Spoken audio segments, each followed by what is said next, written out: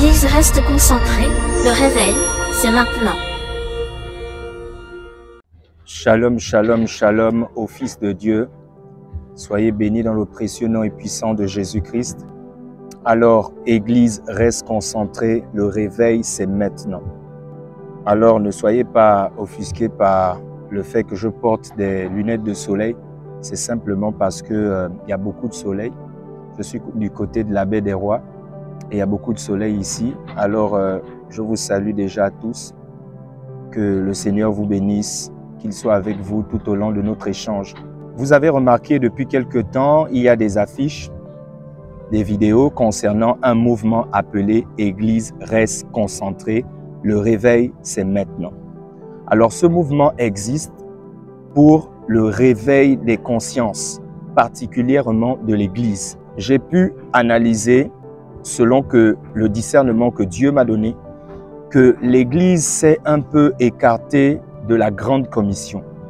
Et la Grande Commission, nous savons que c'est un élément indispensable pour la promotion du royaume de Dieu. Et à travers cette remarque, je l'ai exposée devant l'Éternel et le Seigneur pouvait m'instruire par rapport à la solution à ce problème. Et c'est ce que je m'en vais maintenant partager avec vous. Si vous remarquez le logo, je vais l'expliquer tout simplement. Vous allez remarquer qu'au niveau de la lettre I, il y a une flèche qui regarde vers le haut pour interpeller l'Église, à dire à l'Église que l'Église a été créée pour aller vers les hauteurs. Nous allons de gloire en gloire, de majesté en majesté pour la gloire de Dieu. Et donc ici, c'est une manière d'interpeller déjà que Dieu interpelle l'Église à regarder vers l'objectif, c'est le royaume. Première chose. Deuxième chose, vous allez remarquer que la flèche aussi a un sommet qui fait office de toiture pour dire que l'Église est une maison. Christ est une maison dans laquelle nous sommes tous les fils du royaume. Et plus tard dans mon développement, je vais expliquer avec exactitude quel est le royaume auquel nous appartenons. D'emblée, sachez que l'Église est une maison dans laquelle tous les fils de Dieu résident. Première chose. Deuxième chose, l'Église est appelée à aller vers le haut, de gloire en gloire. Bien-aimés dans le Seigneur, Dieu a envie de voir l'Église se déployer dans cette nation, particulièrement le Gabon. Il y a longtemps que nos pères, je parle des pères de la foi, ont rêvé de cet instant où des hommes prendraient conscience de ce qui a lieu de faire pour que l'Église prenne de l'ampleur. Je vais commencer mon exposé en exposant devant vous, permettez-moi du terme, des différentes choses que nous remarquons. Vous les voyez tous les jours, mais vous ne prêtez peut-être pas attention à ça. J'ai posé certaines questions à des frères, à des serviteurs de Dieu, et j'ai eu certaines réponses, mais jusqu'à présent qui ne m'ont pas totalement satisfait. Je me pose cette question. Avez-vous déjà entendu parler que l'Église ou une association d'églises a monté un centre hospitalier? Vous avez déjà entendu que l'Église a créé des écoles supérieures. Je ne parle pas d'événements isolés comme l'Alliance chrétienne à Bongolo, l'hôpital de Bongolo ou bien les établissements qu'ils ont déjà produits. Je ne parle pas de ça. C'est quelque chose, oui, ça a été fait, oui, pour la gloire de Dieu, mais c'est un événement isolé parce que la vision qu'ils ont portée au départ n'a pas été suivie. Il fallait que cette vision soit suivie afin que l'Église complètement, tous ceux qui ont pour fondement Jésus, Christ, devraient s'unir pour produire cela. Moi, j'aimerais bien que dans les années qui suivent, on puisse trouver, par exemple, des hôpitaux portant le nom, par exemple, CH des églises du réveil ou des églises du Gabon. Vous voyez, là, le message est clair. On peut voir la portée de la présence de l'Église. On a souvent dit que l'Église règne, mais je suis désolé de vous le dire.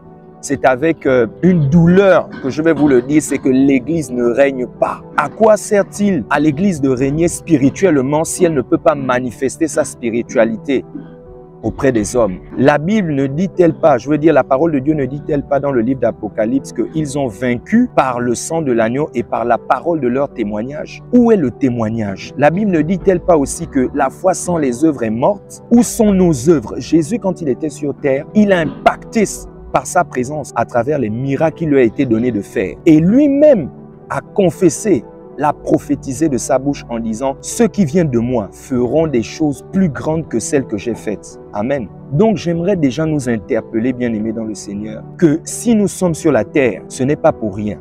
Et la grande commission que le Seigneur nous a donnée, c'est « Allez-y dans la Judée, en Samarie, partout dans le monde. Allez-y faire des nations des disciples. » Alléluia. En les baptisant au nom du Père, du Fils et du Saint-Esprit. Donc, allez ensuite faire des nations, ensuite les baptiser au nom du Père, du Fils et du Saint-Esprit. J'entends beaucoup de gens dire on ne peut pas baptiser au nom du Père, du Fils et du Saint-Esprit. Ok, d'accord. Mais je veux emmener ici, je veux interpeller notre conscience à se focaliser sur le pourquoi Jésus a dit le Père, le Fils et le Saint-Esprit. Je vais le dire autrement. Quand il a dit « Allez-y faire des nations des disciples », en fait, il voulait dire « Allez-y dire à ceux qui sont des élus ou des appelés au royaume de gloire qu'ils sont tous des fils du Très-Haut, mais aussi qu'ils sont appelés à connaître qui est leur Père, qui est leur Maître Jésus et qui est le Saint-Esprit. » On verrait qu'il nous serait plus facile de comprendre la vision de Jésus. La nation dont Jésus parle ici, ce n'est pas d'abord une question de nationalité, comme on peut le voir. On va dire tel est peut-être congolais, tel est gabonais, tel est ivoirien.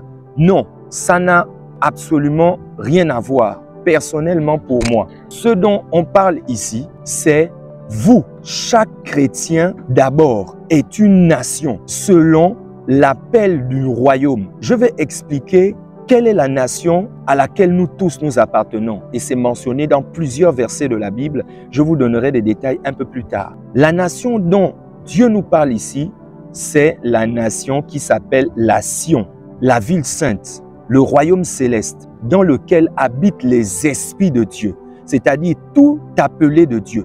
Tout élu de Dieu vient de la Sion. Donc, nous sommes la Sion de l'Éternel. Nous faisons partie de la nation appelée Sion. En fait, Sion est un pays. Prenez ça simplement comme ça, terre à terre. Sion est un pays dans lequel vivent les appelés de Dieu, ceux qui ont Christ pour fondement. Et dans notre nation, nous avons bel et bien un président qui a été élu à l'unanimité, qui n'est autre que Jésus-Christ de Nazareth. Nous avons aussi un parti politique appelé le CVV, le chemin, la vérité et la vie. C'est là notre parti politique, le CVV, le chemin, la vérité et la vie. Nous n'avons pas d'autre maître que le Christ. Nous n'avons pas d'autre maître que le Seigneur Jésus. Et c'est pourquoi je nous interpelle à faire partie de ce parti politique spirituel, si je peux le dire comme ça. Nous devons tous nous engager à ce parti politique. Et les militants de ce parti politique ne sont autres que les disciples de Christ. Les citoyens du royaume que je venais d'annoncer, je veux dire de l'État que je venais d'annoncer, la nation que je venais d'annoncer, donc la Sion, ne sont autres que les Christ, pas les chrétiens. Le mot chrétien nous a été donné par les païens, mais nous sommes les Christ. Donc, notre identité, dans notre État, dans notre nation, c'est les Christ. Si avec ces simples choses, je vais essayer de les énumérer tout simplement. La nation s'appelle la Sion, 1. Deuxièmement, les citoyens de la Sion s'appellent les Christ. Troisièmement, le parti politique, le président, élu de notre nation, c'est Jésus. Le parti politique auquel nous appartenons, c'est le CVV, donc le chemin, la vérité et la vie. Et la cinquième chose, ce sont les adhérents du parti. Les adhérents du parti sont appelés disciples de Christ. Amen. J'espère que jusqu'ici, vous me suivez. Donc, dans notre nation, nous avons aussi une répartition des pouvoirs. Nous avons une constitution. Nous avons aussi le rôle. Nous avons un État. L'État est organisé. On sait que l'État peut voter des lois. L'État a le droit de récupérer l'impôt. L'État a le droit de veiller sur la sécurité des personnes et des biens. Amen. Donc, nous avons aussi une géolocalisation. Notre État aussi a des limites. Pour vous donner un exemple de ce que je venais de citer précédemment, je vous parlerai du cadre d'un pays comme le Gabon. Nous avons des côtes et nos côtes sont protégées par des gardes, tout simplement. Et ces personnes qui sont postées à la frontière veillent sur quoi? À ce que notre royaume ne soit pas, ou bien notre nation ne soit pas violée. Parce qu'il y a des lois qui permettent aux personnes de l'extérieur, lorsqu'ils rentrent, qu'ils doivent appliquer pour pouvoir jouir et bénéficier des lois de cette nation. C'est la même chose avec notre nation. Quand le Seigneur dit « Je vous envoie dans le monde, mais sachez que vous n'êtes pas de ce monde ». Vous voyez? Dieu fait déjà met une limite pour nous faire comprendre que dans notre nation, Nous avons un système de travail, nous avons un système d'organisation qui n'est pas le même que le système qui régit le monde. Et quand il nous envoie, il nous demande de faire appel à cela, c'est-à-dire à prendre conscience que ici sur terre, nous sommes comme des ambassadeurs, nous représentons notre nation. Nous sommes venus, si vous voulez, je vais vous dire ça terre à terre, vraiment terre à terre, pour que la compréhension soit facile. Si nous sommes sur terre, en fait, nous venons faire la politique de notre nation. Donc, l'action. Lorsque nous évangélisons, nous parlons de Jésus, nous parlons de ce qu'il a fait. Nous venons dire aux gens, en fait, en langage terre à terre, que immigrer dans notre nation pour avoir les avantages qui concernent notre nation. Tant que vous allez demeurer toujours dans cette nation, vous n'aurez jamais les mêmes avantages que nous. Je veux faire ici allusion à la grâce. Donc, nous sommes tous politiques, pas politiciens. Nous sommes politiques parce que nous faisons la politique de la vision de notre maître qui n'est autre que Jésus-Christ de Nazareth. J'espère que jusque-là, vous me suivez. Et donc, la vision Église reste concentrée, s'axe particulièrement sur cela. Allez faire des nations des disciples en les baptisant au nom du Père, du Fils et du Saint-Esprit. Révéler à l'Église la raison pour laquelle elle a été envoyée sur la terre comme ambassadeur du royaume des cieux, de sorte que tous les élus, vous ne trouvez pas qu'il y a des termes assez bizarres dans la Bible? Comment on peut dire, on peut appeler des élus de Dieu, les appelés de Dieu? Lorsqu'on parle d'élus, par exemple, dans une nation, on parle des élus démocratiques. On parle des élus, des députés, des sénateurs. Par exemple, les députés sont élus par le peuple, n'est-ce pas? C'est comme nous. Nous qui sommes du royaume céleste de Dieu, nous avons été élus, nous avons été ouins, nous avons été appelés à nous représenter. Donc nous, nous sommes des élus locaux de notre nation appelée la Sion. Maintenant, auprès de ce monde, nous représentons notre nation, les peuples qui habitent notre nation. Et nous venons présenter, préserver les valeurs qui concernent notre nation. Je profite de cette occasion à faire un appel massif à la communauté nationale et internationale chrétienne qui a pour fondement le Christ, à adhérer à ce mouvement qui est une vision gigantesque, donnée par l'Éternel des armées. Il est vrai que je suis le porteur de la vision, mais je ne suis pas l'initiateur de la vision. Que cela soit bien clair, l'initiateur de la vision, c'est le Seigneur Jésus. Je suis un guide, je veille sur la direction de la vision. Alors vous, comme moi, nous devons être unis pour que le Seigneur puisse se glorifier dans notre nation. Je parle ici pas du Gabon, je parle de la nation, la Sion de l'Éternel, la ville sainte, la ville éternelle de Dieu, dans laquelle habitent les élus de Dieu. L'Éternel doit être ravi et heureux de savoir qu'il a des représentants ouins dans ce monde afin de manifester la gloire de Dieu. Avez-vous déjà remarqué dans la parole de Dieu, on nous parle des ministres de Dieu. On va dire, il a fait les uns comme apôtres, les autres comme évangélistes, les autres comme docteurs, les autres comme pasteurs, les autres comme prophètes, pour le perfectionnement des saints. Ces hommes sont appelés conducteurs spirituels. Ce mouvement aussi est là pour interpeller les consciences, emmener le chrétien à ouvrir son esprit afin de réaliser l'importance que Dieu a mis sur le chrétien, c'est-à-dire le Christ, l'appelé de Dieu. Ce que Dieu a mis en vous. Donc, je vous interpelle, le Seigneur vous interpelle à être partisan de ce mouvement, qui est un mouvement non seulement d'évangélisation de masse, mais aussi de réveil de conscience, parce que nous en avons besoin. Nous avons besoin de réveiller nos consciences, afin que Dieu soit glorifié dans les cieux. Donc pour cette partie, je tenais vraiment de manière explicite à vous donner la quintessence de cette vision. Je rentrerai dans les détails en allant point par point. Je vous parlerai de notre nation, c'est quoi la Sion, quels sont les versets bibliques qui l'attestent. Je vous parlerai de notre président, celui que nous avons élu, que nous avons accepté. Je vous le dis, je vous le rappelle, comme Seigneur et Sauveur. Lorsqu'on accepte quelqu'un comme Seigneur et Sauveur, c'est-à-dire qu'on accepte qu'il domine sur nous. C'est comme un président, lorsqu'on l'a élu, vous êtes d'accord avec moi qu'il a la domination sur le peuple. C'est lui qui dirige le peuple. C'est la même chose. Nous n'avons qu'un seul dirigeant qui a été élu à l'unanimité dans notre nation, c'est le Christ Jésus.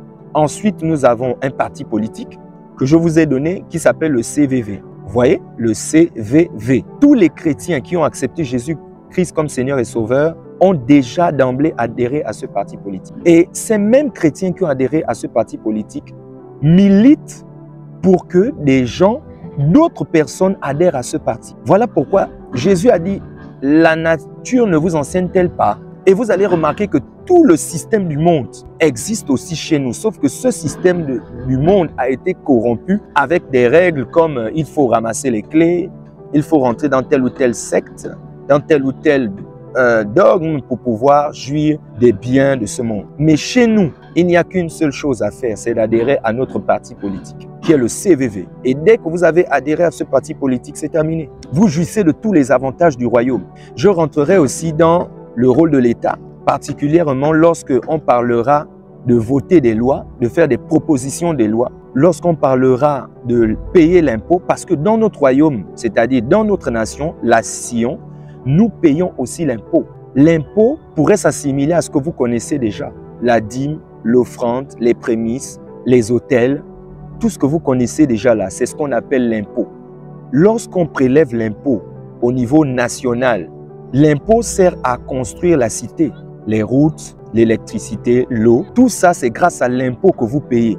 Dans notre royaume, c'est la même chose. Lorsque nous payons l'impôt, dans notre nation, la Sion, cet impôt est utilisé pour rendre notre vie de plus en plus agréable. Je vous ai parlé de la délimitation. Quand Jésus dit « Je vous envoie dans le monde, mais vous n'êtes pas de ce monde », Jésus délimite déjà, nous montre les limites de notre nation. Vous voyez? Afin qu'on ne soit pas influencé, parce qu'en réalité, il n'y a que deux royaumes. Il y a le royaume de Lucifer et il y a le royaume de Christ. Dans le royaume de Lucifer, il y a des règles auxquelles, lorsque nous sommes présents ici, nous sommes influencés. Et vous allez voir que lorsque on va vous condamner pour une chose sur terre et que nous nous référons aux lois qui sont dans la Constitution, le code pénal de notre royaume, nous allons constater que certaines règles qui sont imposées par ce monde n'ont pas d'influence sur nous. Je vous prends le cas de quelqu'un qui vous dirait que vous êtes dans le péché alors que vous savez que vous avez déjà accepté Jésus comme Seigneur et Sauveur et que vous le suivez. Quelqu'un va vous condamner pour les anciennes choses que vous avez commises. Par exemple, il va vous dire à l'époque vous étiez un voleur, il va toujours vous traiter de voleur. Non, vous allez simplement lui dire que dans la constitution de notre royaume, dans le code pénal de notre royaume, il est écrit dans l'article Romains 8, à partir du verset 1, qu'il n'y a donc maintenant aucune condamnation pour ceux qui sont en Jésus. Alors, moi, je suis innocenté. Toute personne qui appartient à un État peut demander, qui n'est pas autochtone de cet État. Je prends un exemple. Par exemple, si vous êtes Gabonais et que vous êtes aux États-Unis, vous êtes d'accord avec moi que les règles qui s'appliquent aux États-Unis ne sont pas les mêmes qui s'appliquent au Gabon. Ce qui fait en sorte que vous pourrez demander un recours en fonction de l'infraction qui vous a été imputée, de demander à ceux qu'on vous juge dans votre nation. Et vous voyez qu'automatiquement, si vous êtes extradé, vous êtes envoyé vers votre nation pour être jugé, vous allez voir que là-bas, les règles qui s'imposent à vous seront plus avantageuses pour vous. Ça fait que, imaginons, comme je vous disais, on vous condamnait pour un quelconque péché. Lorsque vous arrivez dans le royaume, vous voyez que les règles là-bas sont différentes, vous serez innocenté. C'est pourquoi on parle de la grâce en fait. La grâce, on nous explique ça très bien, que c'est une faveur imméritée. C'est parce que vous appartenez à un parti politique, comme je vous l'ai expliqué tout à l'heure, le CVV, donc le chemin, la vérité et la vie, que vous êtes automatiquement innocenté. C'est pourquoi je nous interpelle tous à adhérer à ce mouvement, qui est un mouvement pacifiste à but non lucratif, qui vise à réveiller les consciences et emmener la vision de Christ à se manifester dans ce monde où nous sommes ambassadeurs. Donc, bien-aimés dans le Seigneur, j'ai été ravi d'être avec vous pour ce partage, pour ma foi, je pense très édifiant. Alors, pour adhérer à ce mouvement, il y aura des contacts qui seront affichés juste au bas de cette vidéo. Vous n'aurez qu'à envoyer un SMS ou envoyer un message par WhatsApp. Vous écrirez simplement « Église reste concentrée » et vous recevrez en échange un message qui vous expliquera la vision et ce que vous devez faire. C'est tout. Ensuite, vous pourrez adhérer en tant que partenaire ou bien vous pourrez adhérer en tant qu'acteur. Le partenariat est d'ordre financier, d'ordre matériel. Tout dépend de ce que vous pouvez faire pour que l'œuvre de Dieu avance. Donc, je vous remercie encore. Vraiment, que Dieu vous bénisse, que Dieu vous remplisse, que Dieu vous apporte tout ce que votre cœur désire. Voilà. Et que cette vision soit pérennisée, que cette vision soit partagée, que cette vision soit annoncée. Voilà, parce que le royaume doit être connu de tous. Et nous devons être un témoignage pour les générations à venir. Que l'Éternel vous garde. Église, reste concentrée. Le réveil, c'est maintenant. C'est pas demain, c'est maintenant le réveil des consciences. Alors je vous dis ciao, ciao. J'étais ravi d'être avec vous. C'était votre frère Daniel, des Sentinelles de Jésus-Christ. L'Église reste concentrée. Le réveil, c'est maintenant.